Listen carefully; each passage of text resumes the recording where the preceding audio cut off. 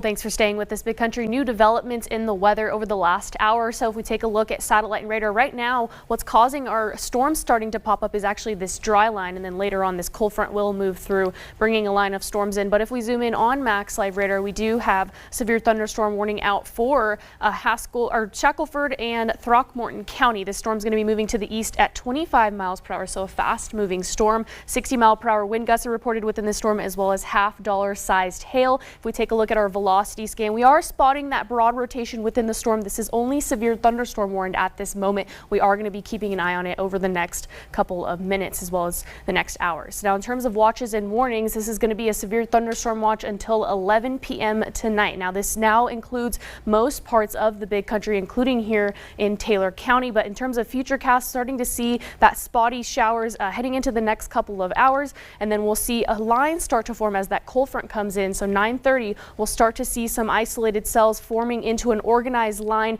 and still continuing to push, potentially missing the city of Abilene, but definitely want to make sure that we're staying weather aware, as this is not an exact replica of what we can see, but a bit of a timeline and a little bit of what we can expect heading into the next couple of hours. But places in the heartland potentially seeing some impacts heading into the overnight hours, some spotty showers heading into the early morning hours of tomorrow, but we are within that non-severe general risk for tomorrow morning, so we'll be keeping an eye on it. But for tonight, we are within a slight risk for most of the Big Country, marginal risk for our northwestern counties, but large hail, gusty winds, isolated tornado cannot be ruled out, and flash flooding are expected within these storms. Let's go ahead and break down those severe hazards. So 60 to 70 mile per hour wind gusts can be reported with any of these storms that do move through the area. In terms of that hail, quarter to golf ball sized hail, especially where we see this yellow, that is an elevated risk for that. In terms of the tornado threat, we are within that very low threat across the Big Country, but it's never zero here in Texas. Isolated spin up is possible, limited intensity, but this is going to be possible along that boundary that begins to move in later on.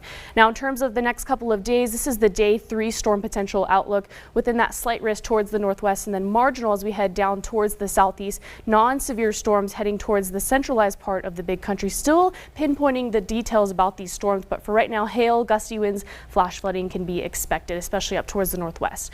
In terms of temperatures over the next couple of days, a little bit of a climb, but we're going to be cooling down heading into tonight. So for tomorrow, 80 degrees. Now let's note that average high is 91 this time of year. 89 for Thursday, so quickly jumping back up into the 90s as we head into the weekend. 97 for Saturday, and then even 99 degrees for Sunday. So we'll watch out for those triple digits. In terms of rain chances sticking around in the forecast, we'll see some isolated showers pop up here and there over the next couple of days. That is expected for this time of year, and then we'll see rain chances really ramp up heading back into Sunday, especially Sunday night, and then continuing into the beginning of next week. In terms of temperatures across the Big Country, 98 over in Sweetwater, 97 in Westbrook, 96 in Jayton, out down into the heartland, 89 degrees in Brownwood. Let's take a look at current winds coming out of the southwest at about 15 to 20 miles per hour, 17 mile per hour winds here in the Key City.